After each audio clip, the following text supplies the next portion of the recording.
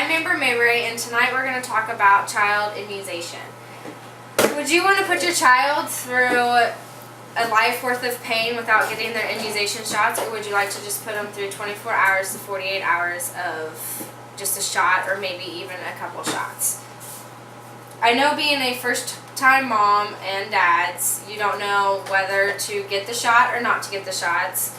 I know you could ask people and they say that it's an awful experience, and others will say they loved it and that the child was fine, that there was no reactions or anything. Some of the ifs and don'ts, I mean, if you get the shots for your child, then they're less likely to catch any of the diseases. If they don't, then they're a higher risk, and most of them won't be able to get into school because anymore it's you have to have them to get into school. I'm sure we all know, we ask ourselves why we want to let our child go through the pain that's by getting poked and pricked all the time, every other month, every 3 months. According to CDC, also known as Center for Disease Control and Prevention, says immunization has destroyed smallpox from the globe and has nearly eliminated wild polio. All of these preventable diseases are all at all-time lows just because of an immunization shots that you can get for your child as they're born. But keep in mind, no vaccination is 100% curable for a disease. They could still possibly get it. Some people have forgot about how the immunizations have declined and turned to the risks that could be safe for our child or be harmful. According to Kids Health, what immunization really is it's a killed or it's a weakened virus that they put into your child, and after a while the immune system will kick in and will fight that. So if the child is exposed to this virus any other time, the body will know how to fight it and react, and it will react quicker. The AAP recommends to get the shots in a combination rather than individually to reduce the likely of getting multiple shots at the same time than just get one shot and have 2 or 3 different vaccinations in them. According to Vaccines of Philadelphia, there are 4 types of vaccinations. The live one, which would be like your MMR, your chickenpox, your influenza, your rotavirus, shingles, and yellow fever.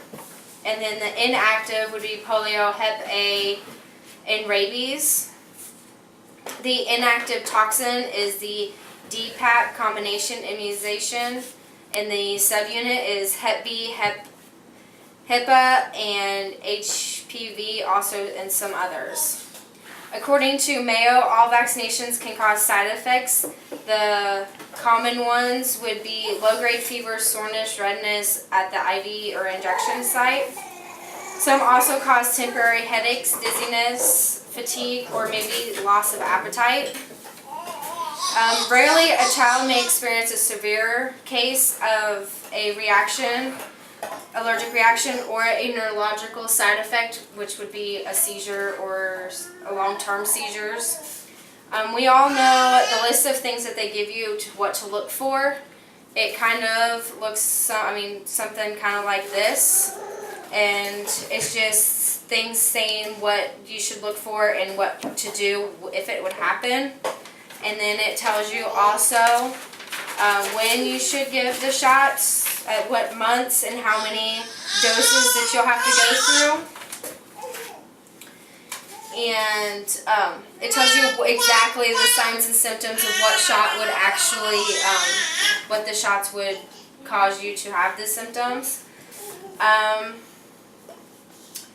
I think that the children should be immunized and have their shots due to the fact of you don't want the outbreak that they went through with the chickenpox, the smallpox, the shingles, and the polio. I mean, your child could be in severe pain for the rest of their lives just because you don't give them the shots. or they could be in pain for, like I said, 24, 48 hours of just one single shot that could cure them for the rest of their lives.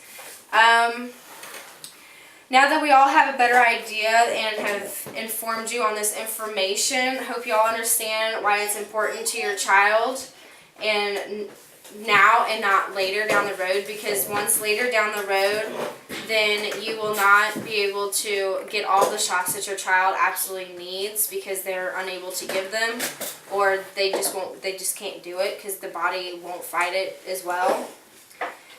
So when someone comes up to you, I hope they ask you the question, what do you think's best for their child? And I hope you guys will tell them that it's best for their child to get the shots, to go ahead and do it and just get it out of the way, so they don't have that extra worry of, well, will my child get this? Will my child get that? If they go to a daycare, they'll be more likely to not get any of that. We all think different about immunizations for our children, but always think ahead in how your children could be affected down the road. Thank you for listening. That's my topic on child immunization.